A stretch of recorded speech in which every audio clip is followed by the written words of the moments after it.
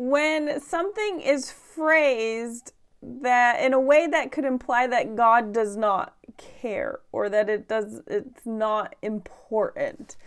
We only have there's only five verses that we're reading today, super quick, and there's really no history and context behind it. It is a man, he's young, he's a teenager, serving a mission, and now he's getting called to get a companion and go out and serve a mission. We're in section 80, and we'll just read it, but there's actually so much to pull from it, if you think about it. Okay. Verily, thus saith the Lord unto you, my servant Stephen Burnett, go ye into the world and preach the gospel to every creature that cometh under the sound of your voice. And inasmuch as you desire a companion, I will give unto you my servant Eden Smith.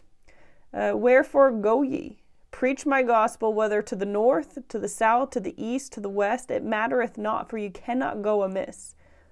Therefore, declare the things which you have heard. Verily believe and know to be true. Behold, this is the will of him who hath called you your Redeemer, even Jesus Christ. Amen. So are we saying that it doesn't matter where you go on your mission? Now, when we think of mission calls, are we not most excited to hear where you are going? Well, yeah. But what can be a different perspective is not that God does not care. The perspective being, what if you could be needed in so many places? What if you are needed wherever you end up going? What if someone needs you wherever you go? What if someone needs God and the knowledge that we have wherever we go? So he's not saying that he does not care or that it doesn't matter because it's not important. It just doesn't matter because you are needed wherever you go. The knowledge that you have and the help I am going to give you is going to be important wherever you go, whoever you meet. This is my child's toy. I've been squeezing it.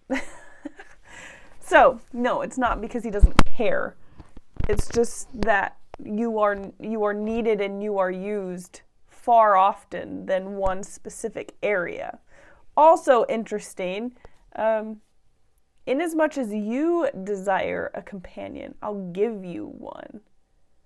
Well, what if he didn't desire that? What are we desiring that we can have because he cares about our desires? Are we articulating our wants and needs to him the way that he is? He obviously had this desire and it drove him to seek a blessing, to seek a response from the Lord.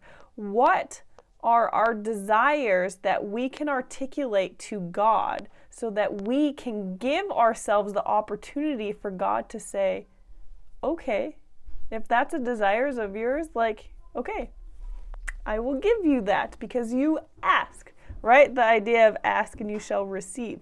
How much are we not even bringing to him? I don't know. And then also, okay, good night, I love you. It's bedtime. I guess I should have checked what the kids are doing before I hopped on. Oh my goodness. Okay, and then also, what else is, I love you. Love you. Are you doing a book or not yet? Yes. Okay, I'll be in like 2 minutes, okay? Okay, you pick in a few minutes. Why is there different warm? I don't know what the air is doing. But it's warm up here. Okay, but then the question, no, not the question. My last thought that I had was, declare the things which you have heard and believe and know to be true. And I have asked myself the question of how can you teach people you may not get to meet? Now this kind of seems irrelevant now that we've went in a different direction with our quick live, but this is the thought that I had earlier today was how can you teach people that don't want to listen? How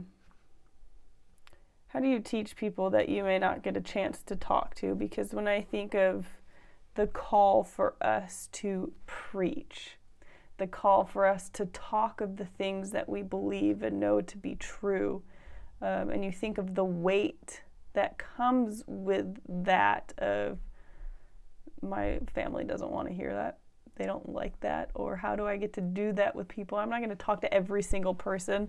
And the answer that I received when I had gotten years of silence from my family and then moving to the West and just hatred among members. Well, how do I get to teach them if they don't want to listen or I don't get to talk to them? And that's by example. So if we have this call to preach the things that we know and love to be true, well, how can we always do that? Well, it's by example. Sometimes the best way or the best way is just doing you.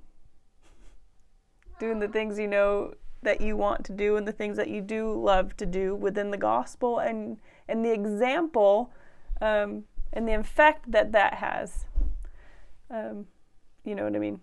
You teach by example. You can preach always. What is that quote? Preach always.